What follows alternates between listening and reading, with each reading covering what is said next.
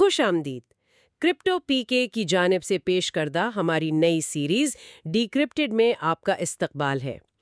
اس series میں ہم پاکستان میں cryptocurrency, blockchain technology اور مصنوعی ذہانت یعنی AI کے مستقبل پر گہری نظر ڈالیں گے۔ جی بالکل۔ تو آج کا موضوع خاصا دلچسپ ہے۔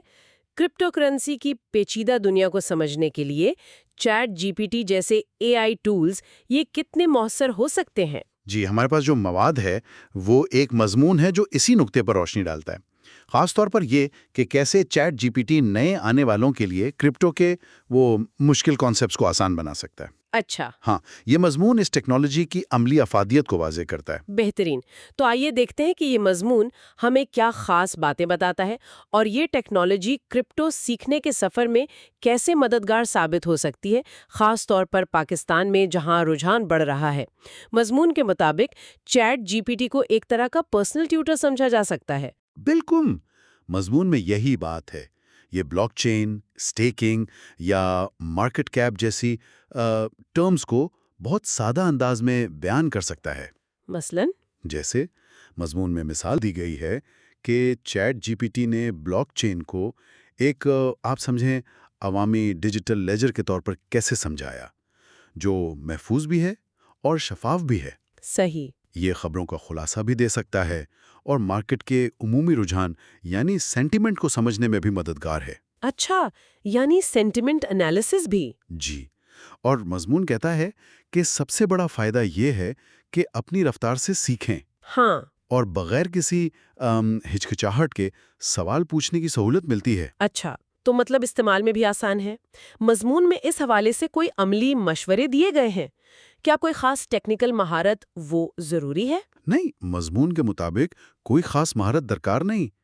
آپ بنیادی سوالات سے آغاز کر سکتے ہیں، جیسے مارکیٹ سینٹیمنٹ جاننے کے لیے آپ خبروں کا لنک دے کر پوچھ سکتے ہیں کہ بھئی عمومی رجحان کیا ہے۔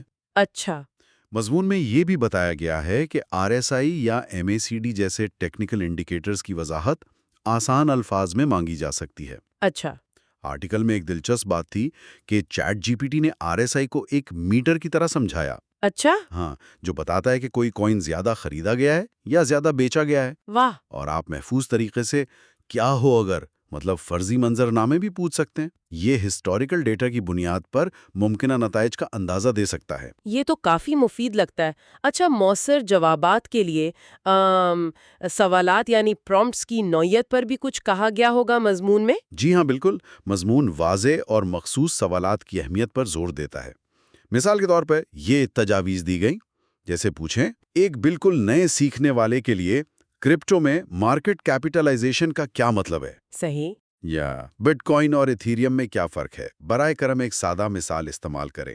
ٹھیک ہے۔ یا یہ کہ حالیہ خبروں کی بنیاد پر اس ہفتے سولانہ SOL کے بارے میں عمومی جذبات کیا ہیں؟ اچھا، سینٹیمنٹ والا سوال۔ جی، یا RSI انڈیکیٹر کیا ہے؟ اگر کسی کوائن کا RSI 70 سے اوپر ہو تو اس کا کیا مطلب ہے؟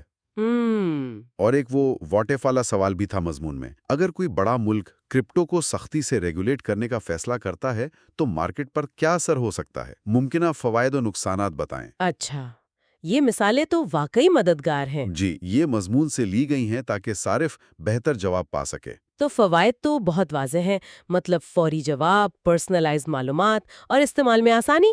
لیکن کیا مضمون میں اس کی کچھ خامیوں یا حدود کا بھی ذکر ہے؟ یقیناً مضمون اس حوالے سے خبردار بھی کرتا ہے۔ سب سے اہم بات یہ کہ چیٹ GPT کے پاس لائیو یعنی بالکل تازہ ترین ڈیٹا نہیں ہوتا۔ اوہ، یہ تو اہم ہے۔ جی، کرپٹو مارکیٹ تو ہر لمحہ بدلتی ہے، تو موجودہ قیمتوں یا ڈیٹا کے لیے کوائن جیکو جیسے معتبر ذرائع کا استعمال ضروری ہے۔ صحیح۔ اور دوسری اہم بات جسے مضمون نے خاص طور پر اجاگر کیا وہ یہ کہ چیٹ GPT کوئی فائنینشیل ایڈوائزر نہیں ہے۔ ہاں، یہ تو لازمی ذہن میں رکھنا چاہیے۔ بالکل، اسے ایک تعلیمی ٹول سمجھیں۔ مالی فیصلے ہمیشہ اپنی تحقیق اور سمجھ بوجھ کی بنیاد پر کرنے چاہیے۔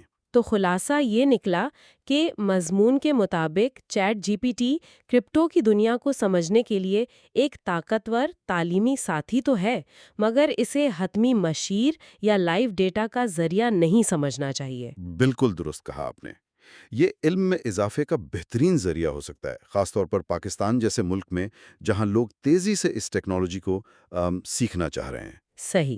لیکن معلومات کی تصدیق اور ذمہ دارانہ فیصلہ سازی وہ بہت ضروری ہے۔ بلاک چین اور اے آئی سے متعلق تمام تازہ ترین معلومات اور تجزیوں کے لیے crypto.pk کو ضرور وزٹ کریں۔